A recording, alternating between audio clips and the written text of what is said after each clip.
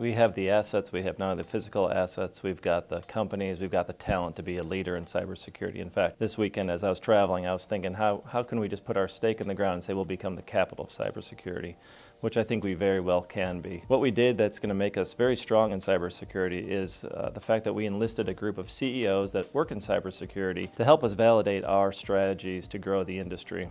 We hired a researcher to come up with a comprehensive report. We brought in other data.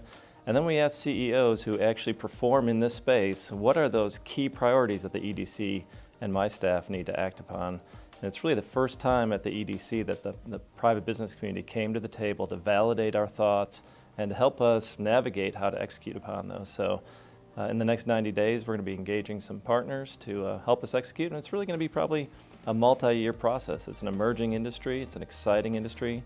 You know it's in the headlines a couple times a day. We see great opportunity for Montgomery County.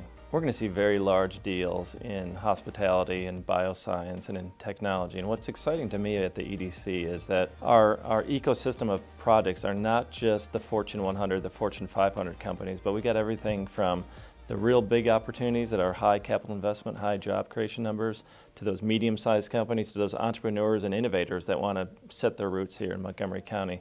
So it really is a soaker hose of some degree. And again, add that diversity of our county from our places and our people, and it makes our job very, very interesting.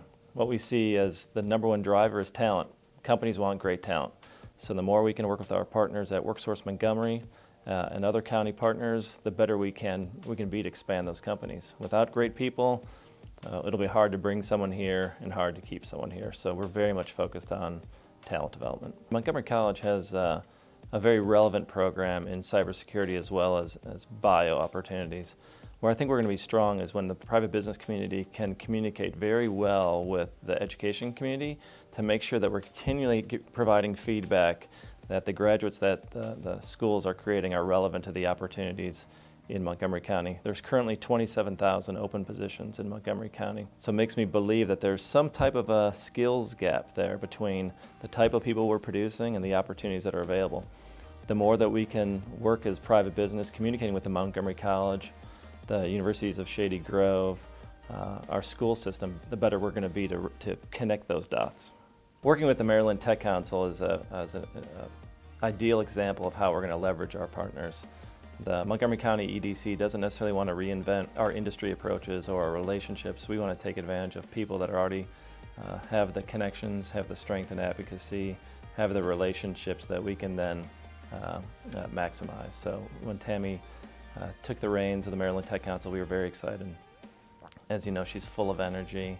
She's a person that gets stuff done, and she has an incredible Rolodex of companies and connections that we can leverage with her.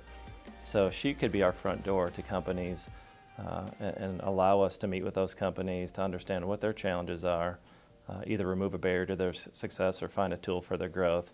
And she's also very strong in the advocacy role, which we don't do a great deal amount at the EDC currently, where she's able to help push agendas forward that might be beneficial to companies in Montgomery County, and has a presence. She has a presence throughout a very diverse state and throughout the nation on trade shows and conferences that we hope to leverage as well. When we're visiting with companies, whether it's bioscience or technology or hospitality, we're seeing common themes that are barriers to their growth that we hope to remedy. One is that talent piece, again, trying to find great workers. We know that there's companies that post the same job on 3 different job sites because they're trying to find that high skill, high wage worker. We've got a great education system and a great pool of talent, but I think talent will always be our enabler for growth. I think we find companies that need help with access to capital. They need new ways to find money for their expansion or to find a new location. They may need unique space. You know, there's currently a deficiency of wet lab space in Montgomery County that we're working with our county partners to help find new ways for developers to expand the real estate space. So as much as we see themes, what I think we're strong with is really being good listeners and understanding what that particular need is. Sometimes they want a mentor, sometimes they want a connection, sometimes they want some assistance with marketing. So we approach every meeting as almost like a concierge, whereas a hotel concierge wouldn't just come to you and say, here's what you need. You go to the concierge and we say, tell me about a great steak place, and then the concierge reacts. We're very much similar to that. We're trying to be very high customer service to to remove that barrier to find a reason for a company to be successful.